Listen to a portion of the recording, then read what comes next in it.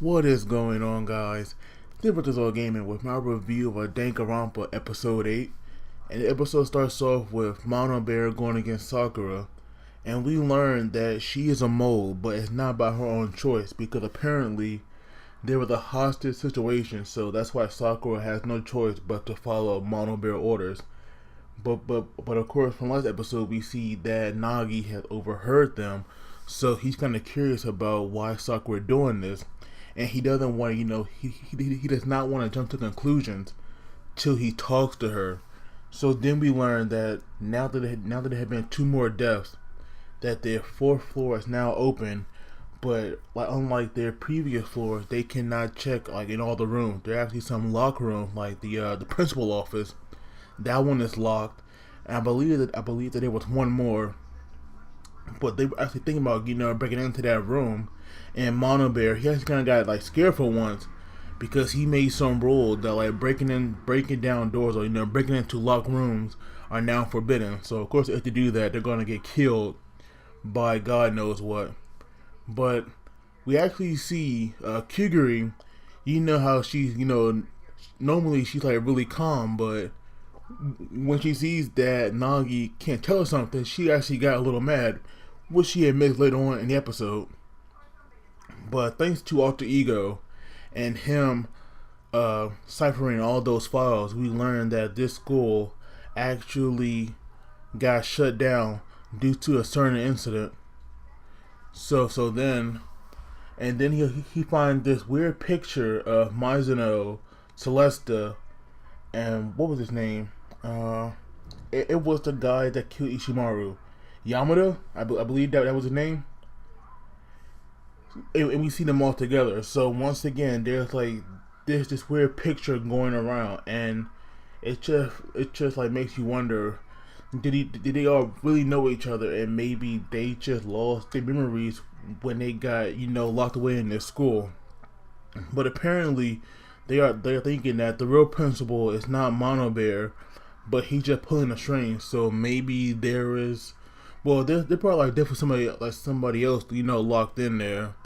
But I am wondering, how is he controlling Mono Bear like that? Because it does make sense that somebody would be controlling him, because we all know that there's no way that this bear can somehow come to life and start doing all of this. But then Mono Bear, he actually called all students into the gym, and he tells them that there's a mole among them. And I didn't think that he would rat her out right away, but he actually did, because I thought that maybe he would let them try to figure it out and possibly screw themselves over. But he actually admitted that it was Sakura that was the mole. But of course, Nagi, he comes to her aid, because he knows that it's not that she's doing this by choice, but she's being forced into this. So of course, Togami, he has this doubt, which actually makes the other girl mad. I forgot her name, but I think it's Aoi. She gets so angry that she actually smacks him, which to me, he definitely had that coming, because Togami, he had just been a prick since the beginning. And I was thinking that maybe he would actually get killed, but he didn't, because the next day, because it was definitely late when Mono Bear called him, there was an incident, because Fuya, she actually snapped and she became genocidal, and she attacked Aoi, which of course it wasn't deep. So luckily, Nagi and Hakagiri, they took care of her. And when Sakura came in there and she saw how hurt she was, she went crazy. It was like she was turning Super Saiyan because of how mad she got. But the thing is, though, to me, because on the episode I was watching, it wasn't full screen, because I saw some black edges on the side, so it wasn't as epic as I know it could have been.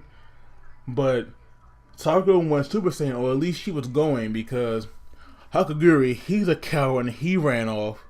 But Nagi tried to calm her down, when Kuguri came, she tried to as well, but luckily Sakura calmed down on her own, and she said that she was going to try to work this out, but not with violence.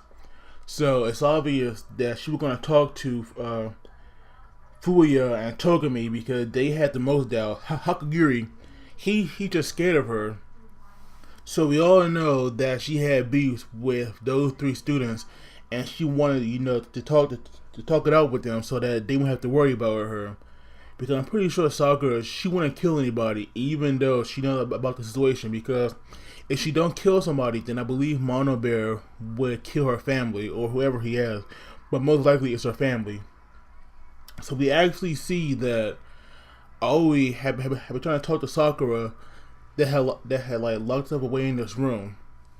Which to me, it was odd, but I'll get that more in a second. Because even though she like locked herself in, Nagi had to break part of the window in that door to get through to her, because she had a chair up against it.